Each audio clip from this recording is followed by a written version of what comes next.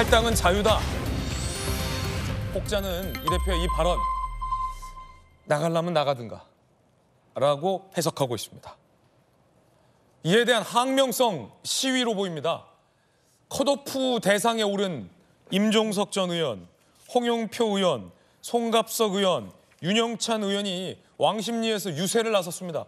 컷오프 대상에 올랐는데 현장 유세를 한다, 지역 유세를 한다. 일종의 항명입니다. 함께 보시죠. 고맙습니다. 고맙습니다.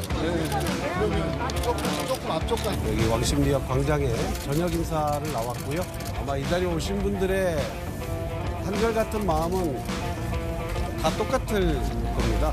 민주당이 하나로 꼭 통합을 해서 이번 총선에서 이겨달라는 간절한 마음 한 가지일 거라고 생각합니다. 이 간절한 마음을 당 지도부에서 저는 받아주셨으면 합니다. 이거는 끝이 아니에요. 임종석이 살아있습니다.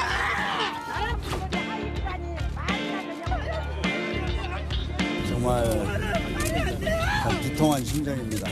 우리 임종석 실장은 윤석열 정치검찰을 정권을 심판하기 위해서 나섰습니다. 거기에는 우리 임종석 후보가 반드시 필요합니다. 명문정당으로 하나가 돼서 이 총선에서 윤석열 정부를 심판하고 승리하느냐 마느냐의 시금석이 바로 이 성동입니다.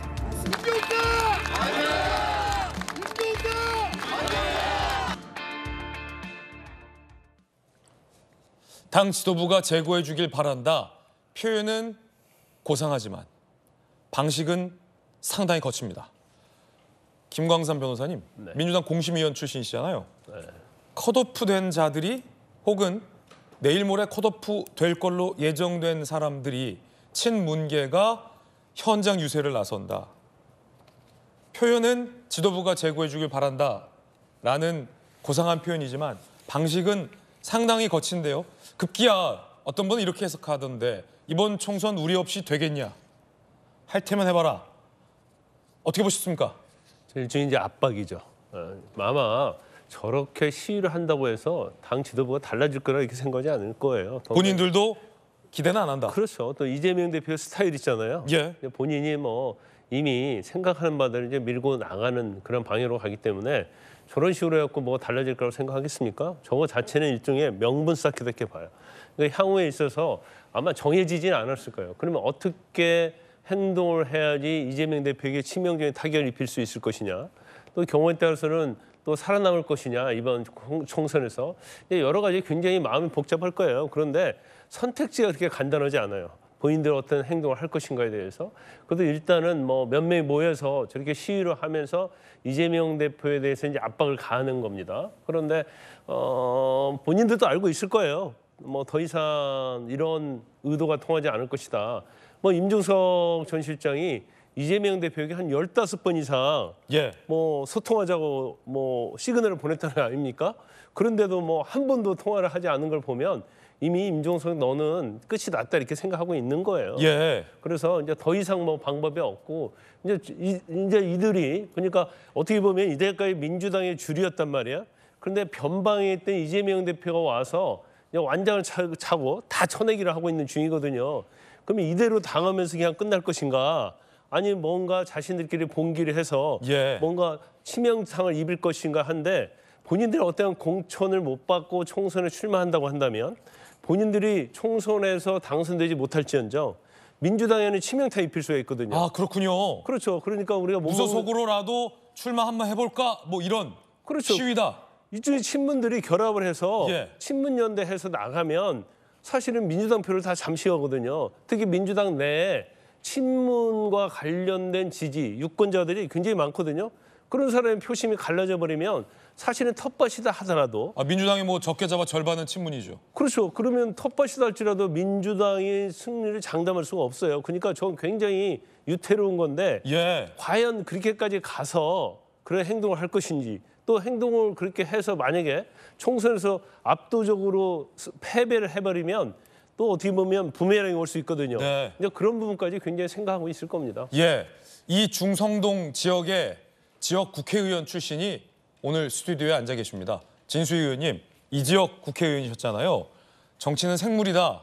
임종석 전 의원 이렇게 얘기했는데 지금 비명계들이 연이어 탈당을 하고 있는데 여차하면 어제 유세를 한 게 여차하면 나는 계속 유세를 할 수도 있다는 뜻으로 받아들여지는데 민주당에 간판을 달고 전현희 전 의원이 나오고 무소속으로 임종석 전 의원이 나오면 민주당에서는 상당히 위협적일 수 있나요? 이 지역에서? 당연히 위협적이죠. 예. 그렇게 되면 이제 윤희숙 의원이 거의 무혈 입성하다시피 하지 않을까 그런 생각이 드는데 어쨌든 저는 어제 저 상황을 보면서 일단 지금 민주당의 이 공천 파동은 이제 역대급 공천 파동이 됐고요. 그동안 설마 하던 뇌관이 임 전 실장 공천 배제하면서 이제 뇌관이 터져버린 예. 셈이잖아요.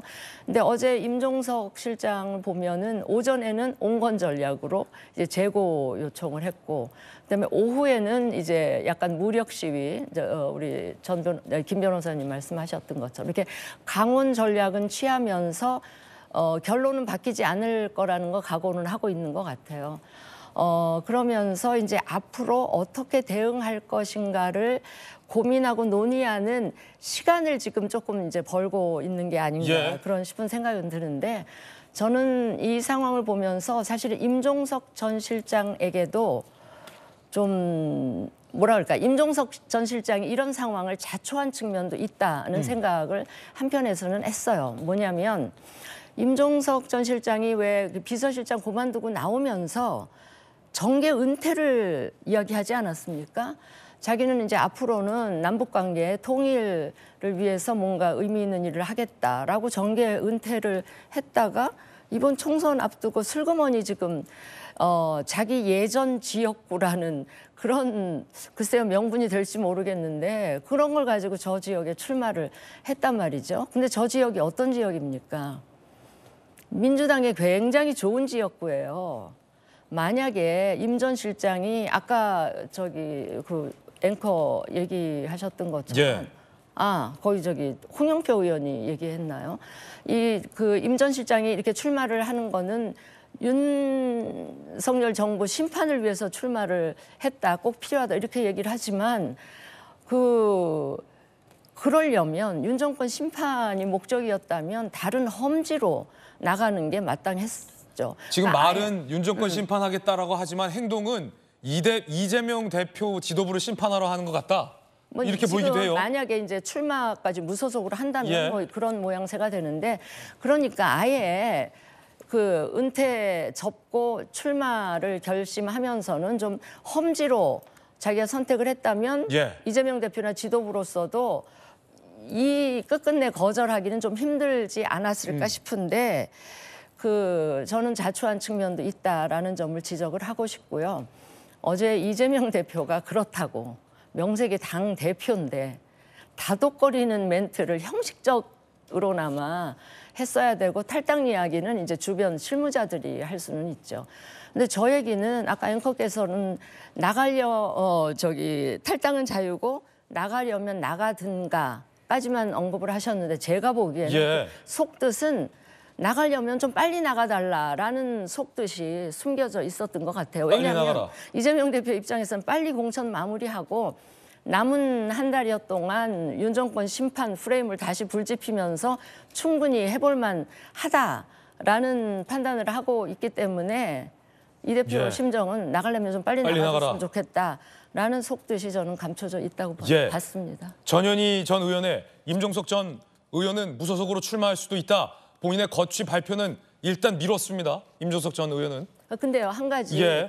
이 대표가 믿고 있는 구석은 이런 것 같아요. 지금 비명계 어제 왕십리 광장에서 모였던 분들 이야기가 윤 정권 심판하러 나왔다 이렇게 얘기하는데 탈당해가지고 무소속 출마를 해서 민주당 표를 잠식한다 이러면 애초에 출마 명분하고 모순되는 그런 거 아니냐. 그러니까 그렇게는 못할 것이다라는 그런 판단도 하고 있는 게 아닌가 싶습니다.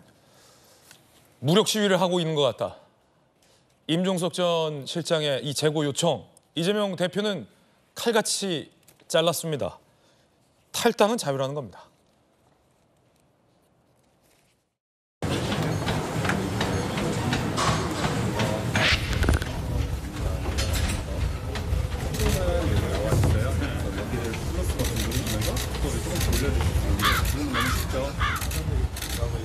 이어지고 있는데 입당도 자유고 탈당도 자유입니다. 그런데 분명한 것은 그런 점은 있습니다. 경기를 하다가 질 것 같으니까 경기 안 하겠다. 이런 거 별로 그렇게 이렇게 국민들 보시기에 아름답지 않을 것입니다. 그리고 규칙이라고 하는 것은 이미 정해져 있었습니다. 그게 마치 경기 운영에 문제가 있는 것처럼 말을 하는 것은 옳지 않다.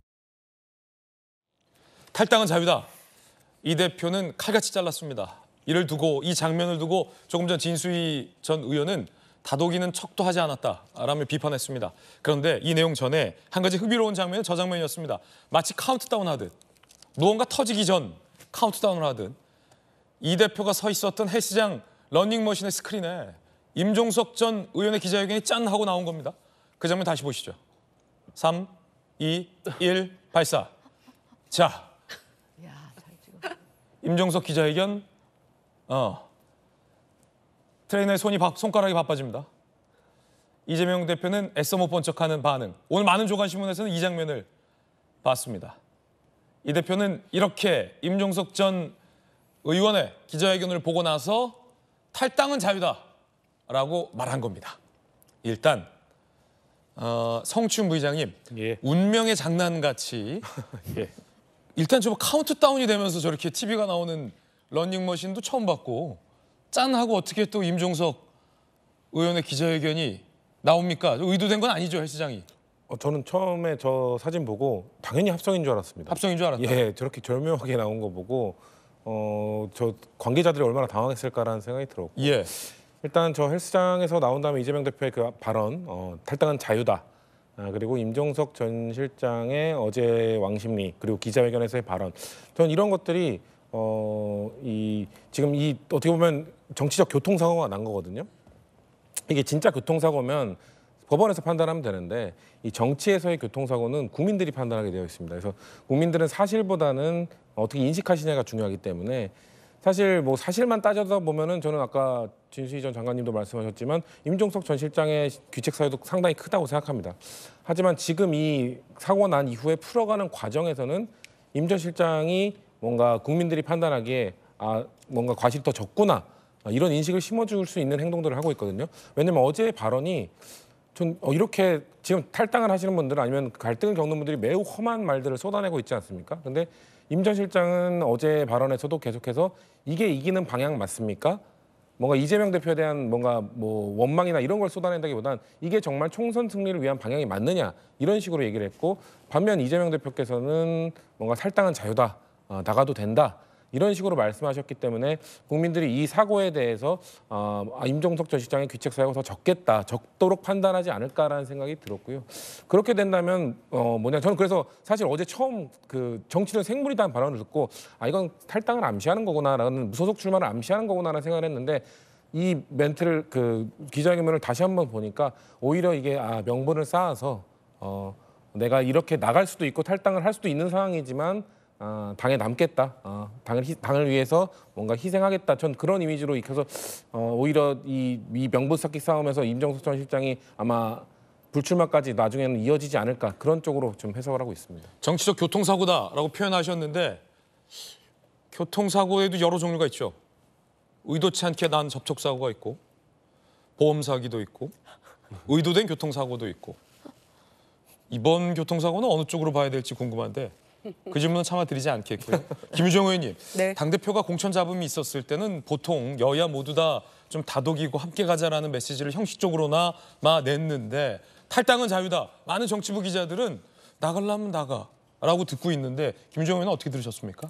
이제 탈당은 자유다, 입당도 자유죠. 하나 빠진 게 있어요. 어떤 거요? 복당은 자유가 아니에요. 복당은 자유가 아니다. 네, 그래서 나가면 일단 자유롭게 나가지만 들어오는 거는 마음대로 안 되거든요. 나갈 땐 나가더라도 들어오는 건 네 맘대로 안 된다. 까다롭거든요. 그래서 아마 이제 그게 숨은 뜻인 것 같고요. 저는 이제 이 중구 성동갑의 이 상황을 보면서 제일 지금 난감한 사람은 전현희 전 위원장일 것 같아요. 예. 최고위까지 통과가 됐잖아요. 전략 공천자로 확정이 됐고 이제 당무회의만 남겨놓은 건데 그거야 뭐 형식적인 거니까요. 그런 상황인데 임종석 전 실장도 사실 친문이고 전현희 전 위원장도 친문이에요. 그러면은 왜 임종석은 안 되고 전현희는 되는지에 대한 사실 조금 설명은 필요했던 것 같아요.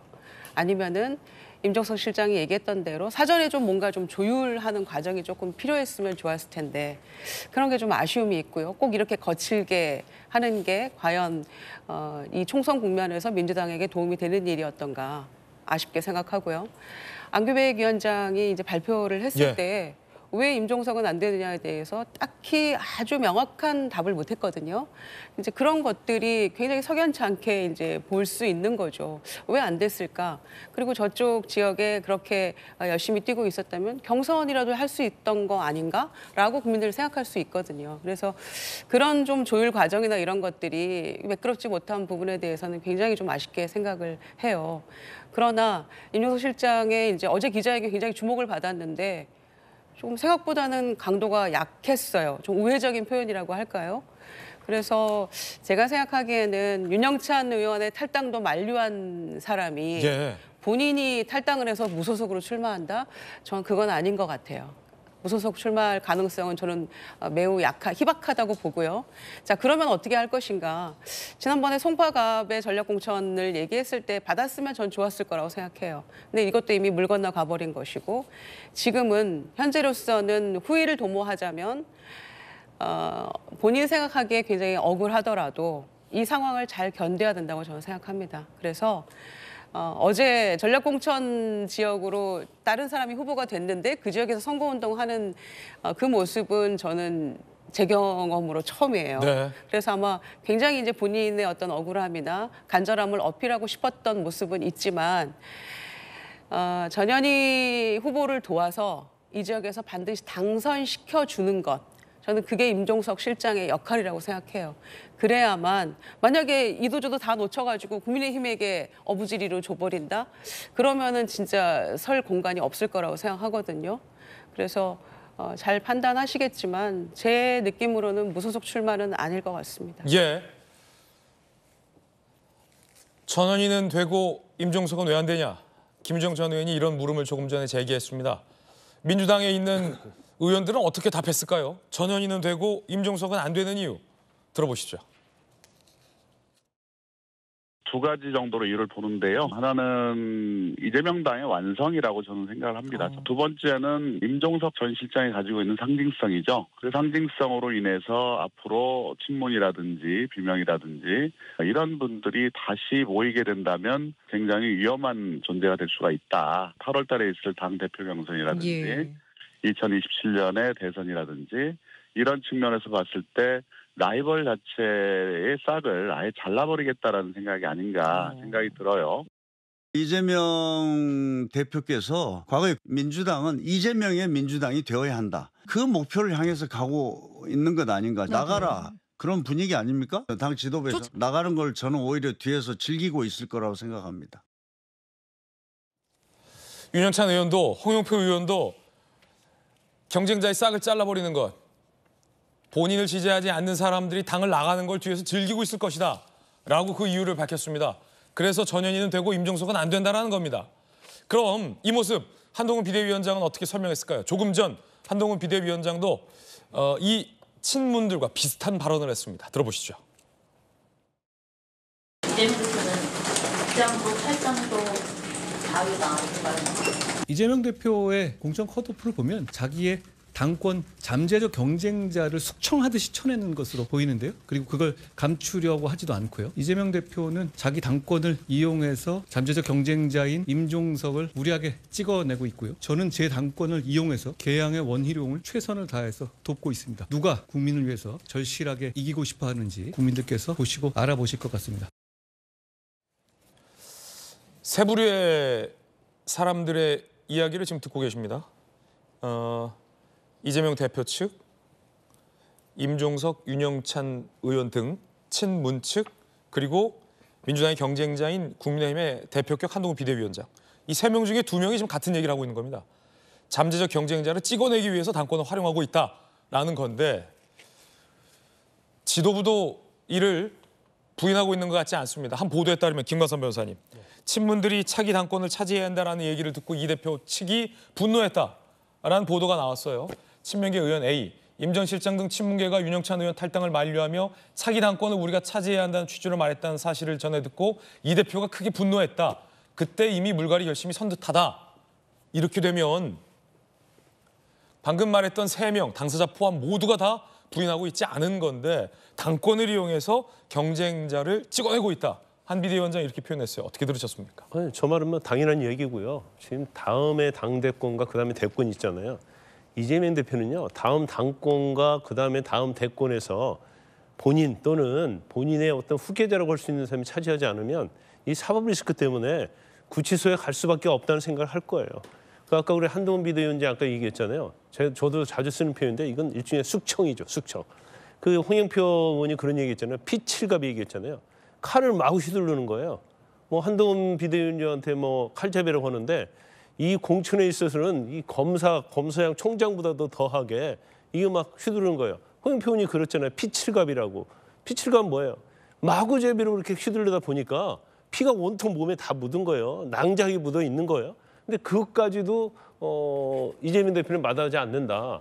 그러면 이제 변방에 있던 이재명 대표가 사실은 민주당에 실제로 대표되고 대선 때부터 어떻게 보면 주류로 들어온 거거든요. 예. 그전에는 완전 변방이었어요. 자치단체장이 뭐 민주당 당원이긴 하지만 아무런 민주당에 힘이 없는 비주류 중에 비주류죠. 그런데 이제 굴러온 돌이 들어와서 이제 박힌 돌을 다 빼내고 있는 지금 과정이다 볼 수 있거든요. 그런데 아까 뭐 그 윤영찬 의원 탈당할 때 우리가 당권 잡아야니까 뭐 그대로 있으라. 물론 이것도 중요한데 가장 그 이재명 대표와 친문과의 구원이 있어요. 참을 수 없는 구원이 뭐냐면 뭡니까? 첫 번째는 이전 대선에서 문재인 대통령하고 경선 후보였잖아요. 예.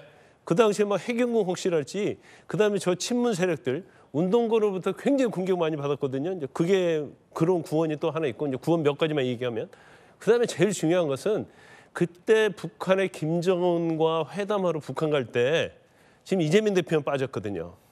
그리고 최문순, 박원순 시장 갔단 말이에요. 근데 본인이 빠졌어요. 그다음에 문재인 대통령이 이재명 대표를 만나서 뭐라고 했냐면 같이 갔으면 좋았는데 아쉽다 그랬던 얘기했단 말이에요. 그러니까 이재명 대표가 딱 보니까 어라? 이거 대통령이 나를 갖다 배제시킨 게 아니고 그 당시에 비서실장이 임종석을 비롯해서 친문이 나를 배제시켰구나. 그래서 그 당시에 화가 굉장히 많이 났다는 거예요. 그러면 그러한 이제 어떤 본인을 배제시킨 것 자체는 친문이 자기를 어떻게 보면 정치의 주류로 인정하지 않고 있다. 그러면 결과적으로 이제 친문들은 자기를 공격할 것이고 결국 총선에서 이기든 지든 친문들은 나에 대해서 공격을 하고 구심점을 만들어서 당을 장악할 것이다 이렇게 생각하고 있는 거예요. 거기다가 윤영찬 의원과 관련된 만류와 관련된 이런 얘기 나오니까 이제 그때부터는 뭐 노무현 전 대통령 친노든 친문이든 눈치 안 보고 일단 저들을 쳐내는 게 가장 우선이 된 거단 말이에요. 그러다 보니까 언론의 어떤 비판이고 뭐고 안 필요 없어요. 일단은 이제 숙청을 하고 그다음에 총선을 치르겠다. 근데 아마 본인 생각은 이런 것 같아요.